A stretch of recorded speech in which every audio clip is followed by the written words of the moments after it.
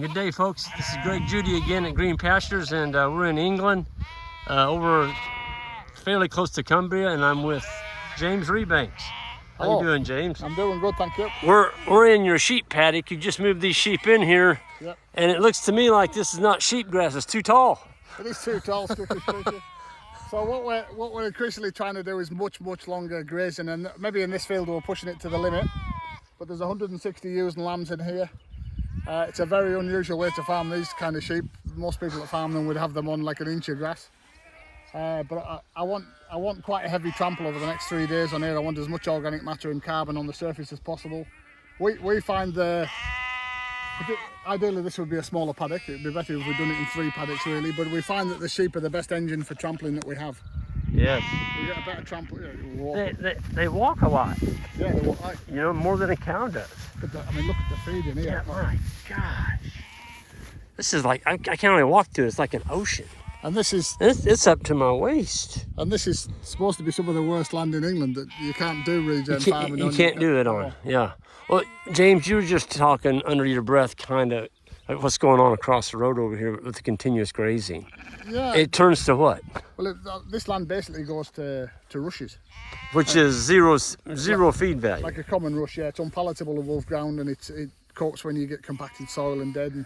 And it's not that anybody, I'm not criticising anybody else, I just think there's a lack of understanding sometimes about how we were farmed into that and how we can farm out of it. Yep. Well, what breed of sheep do you have here? So these are Herdwick sheep. You'll see the mothers have this, we're about a week away from shearing time, so. Could you pronounce that a little slower? Yeah, so Herdwick. Herdwick sheep. Right. I've never seen them before. And the 95% of them live within 20 miles of here. They're a very specific heritage breed. They came with the Vikings 1,000 years ago on the boats. Vikings brought them in here? Yep, and I think some of us are Vikings as well genetically. and they were super tough sheep really. The Vikings had worked out that these were the sheep that could live on their mountains up in Norway. Okay. They brought that hardiness down here. Well, they've got a black, when they're lambs, they're black, but then they turn... So they're born black when they're born, and then they'll have a black ears and black nose. I think they're a wonderful breed of sheep, absolutely wonderful. And oh, they look good. they're hard as nails. They can live on a wet, cold mountain for 6 months in a way that no other sheep can. You'd kill most sheep. My goodness. That's probably the best yow we own, actually. Yeah? But look at that lamb on her. My So God. we're losing the wool a little bit, but last year she bred the best male that we have. We'll be selling her son. But You're selling rams. we sell a lot of rams of similar business model here, really. We're not really based on sort of regen, more based on just a traditional breeding of this breed. Right. And I suppose my question has been, could you do a regen grazing with them and carry on doing them that? And so far, I noticed they've all got their tails. You didn't dock the tails on them. we don't dock any tails, mostly because when these are just down for shearing, they'll go back to the mountain soon. Yep. But when these go on the mountain, the nutrition's so poor that they don't scour. Okay. So you don't have to worry about the maggots or anything. Don't anything. have to worry about maggots on tails. Do a little bit in the lowland ground. Yep. And then when the milk and lambs is used, they need the tails. Protects them from them cold winds and mastitis and things like that. Oh, really? So the tail's an asset to us. And so you cut that off, they're going to get cold. Yeah, going to get a cold bagger in the wind and more chance of mastitis. So most mountain breeds of sheep in Britain don't dock tails. Okay. Most lowland breeds do. Okay. And it's purely the maggot issue. Man, this is just unbelievable, James. I mean, my gosh. So do you think? Why didn't you cut this for hay? Isn't that the common comment you get? Yeah, that's what people would say, or they would say I'd let it go too far. But really, what we're trying to do is we're trying to engineer through our grazing plan too much abundance through summer when we can do that. Right.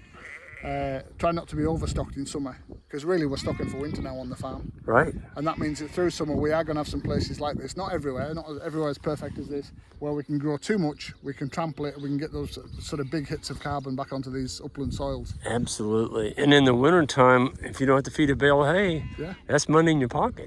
Absolutely. And do you find that the sheep are happier and more content grazing than standing out a bale ring somewhere?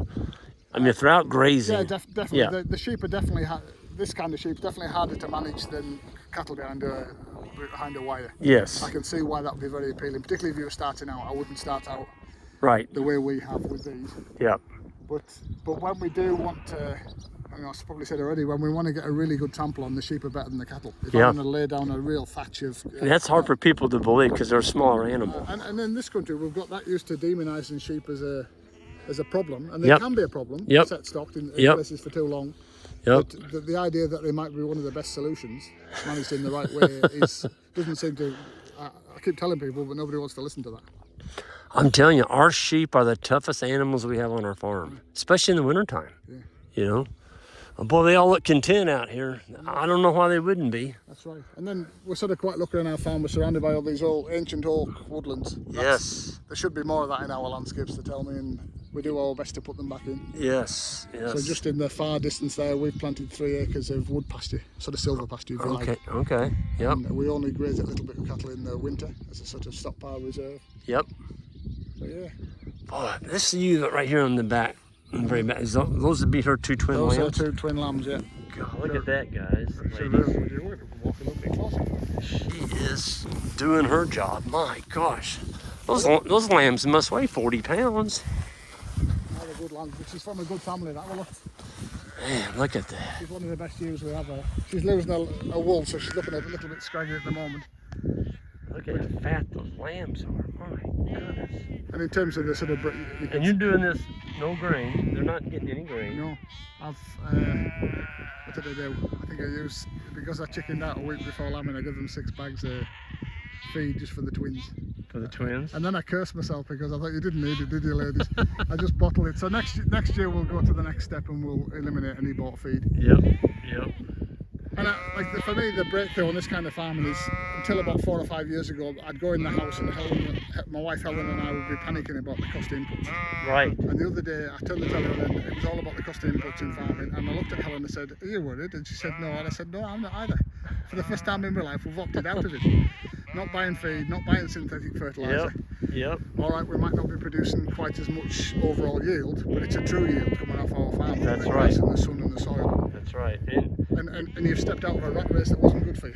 James, your true wealth as a farmer, and I really believe this, is biological wealth. Aye. If your farm soil you're building biology into it, where it's starting to do it all on its own without any outside inputs, you're on the road. You're on the road to recovery, and you've got something to hand down to your next generation. Aye. And I think the most exciting thing about this is you'll maybe meet them. I've got 2 daughters and 2 sons. Yep. And they're starting to see the sense in this. And you think, hang on, rather than handing out something over that's a slog where you're going to go broke, where you don't know whether they're going to survive, you know, you can hand something over in rude health, can't you? Oh man. Ground in good health, growing a lot of grass and Healthy animals. teach them the right way to do things. Absolutely. But for the first 30 years of my life, we would never have had lambs in a field where the grass was longer than them, where you could lose them. Right. And now you don't think a thing about it. no, it's becoming more and more normal. We're getting used to it. They maybe think I'm a lunatic around here, but it's amazing watching them graze, isn't it? Some of them are going in for the clover in the bottom, the sweet stuff. Other ones are eating the seed heads. Yep. And sort of balancing the diet that way. Yep.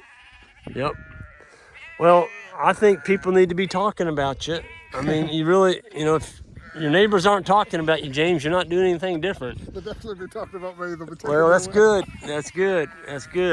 Well, James, thank you so much for taking time to explain your sheep operation. And look at the grass, folks. My goodness. James, you've got grass. Well, it's been maybe taking us 5 years to get to this point, but thank you to you for all the influence you've had on us. It's been a real difference. It's been a real pleasure coming here. And like you, yeah, look at that. Look at her. She's got 2 big old fat black lambs sucking on her. That's all grass, folks. That's no grain, just sunlight. Look at that. She's in good shape. She's in good shape. She's picking the grass heads off there, isn't she? Absolutely. So powered by sunlight, that's where it's at, folks. We're going to go ahead and sign out of here. Everyone on the way up, if you'd hit that subscribe button, that'd be awesome. And you all have a great one. We'll see you next time.